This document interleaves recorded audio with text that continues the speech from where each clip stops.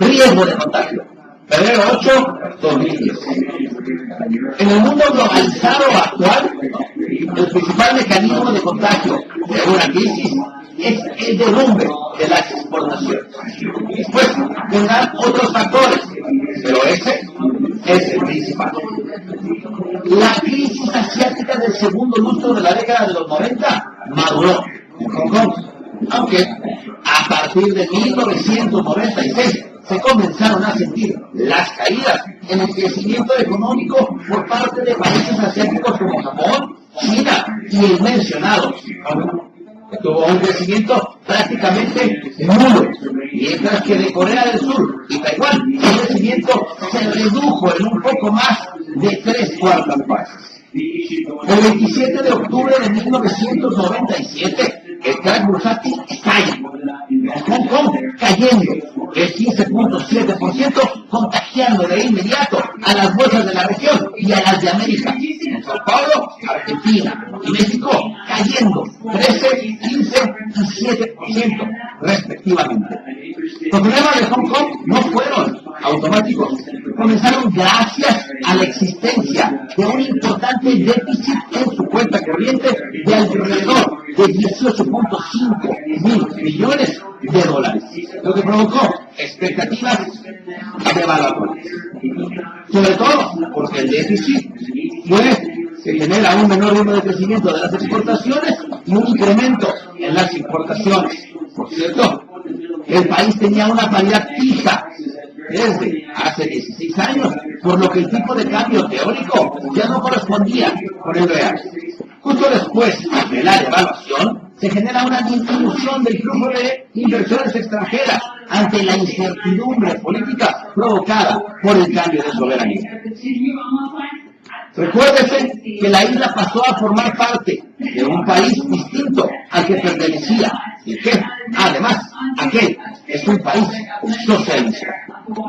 La pérdida de la confianza en el país por los factores antes señalados y como consecuencia, fuga de capitales.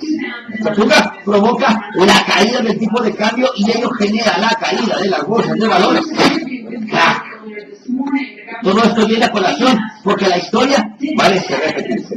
La crisis de credibilidad sobre la deuda soberana de Grecia, que ha salpicado en la última semana a Portugal, España, Francia e Inglaterra, podría representar solo la punta del iceberg y podría arrastrar a otros países más de la Unión Europea ante la escalada de déficits para contrarrestar la crisis, justo como ocurrió en la región del euro. La crisis de solvencia que atraviesa la economía de Grecia ha contagiado a los inversores una desconfianza que no corresponde con la solvencia del mercado. Dicho sea de paso, ese elevado nivel de endeudamiento del gobierno heleno y su elevado déficit fiscal acrecientan las preocupaciones sobre la deuda soberana de algunos países. Preocupaciones que se ven reflejadas en los bancos ante un eventual rescate que podría abordar la Unión Europea y que tendría como efecto debilitar al conjunto de la zona euro.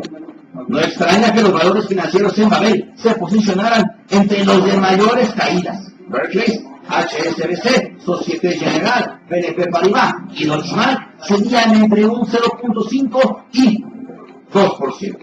Las caídas se veían limitadas solo por los valores defensivos, como las farmacéuticas GlaxoSmithKline, AstraZeneca y Sanofi Aventis ganaban entre un 1 y un 2%.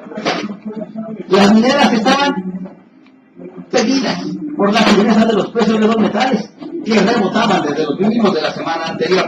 Anglo American, Eurasia Natural Resources, BHP Billiton y Fresnillo sumaban entre un 0.5% y un 3%. Wall Street sufre también de esta inestabilidad, a pesar de los resultados empresariales entre los de Hard Rock y CBS, Kmart y el eterno repunte de las materias primas que intentan amortiguar las caídas. El mercado no contará hoy con referencias macro de relevancia, por lo que las miradas se dirigirán hacia la evolución de los precios de las materias primas. Las compañías expuestas a estos activos como ExxonMobil o Barrick Gold registran subidas de más de medio punto porcentual. En el plano corporativo Citigroup vuelve a la palestra 3 meses de reestructuración desde que se declarara en quiebra.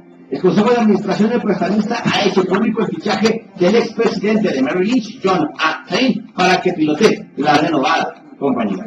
En el ámbito de resultados empresariales, Hasbro ha anunciado que obtuvo un beneficio neto de $375 millones en 2009, lo que supone un 22.2% más en comparación con los $307 millones que logró el año precedente. Los ingresos, por su parte, alcanzaron los $4.06 millones. Las acciones de la juguetera se disparan un 9%. Con todo positivo también se posiciona CVS Caremark.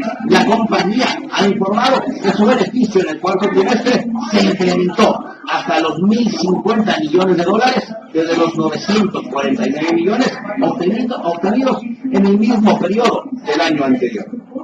Los ingresos aumentaron un 7% hasta los $25.800 millones.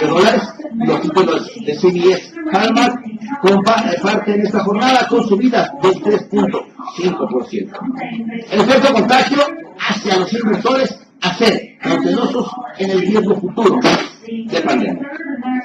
Coca-Cola podría ser un refrescante alivio cuando mañana entregue sus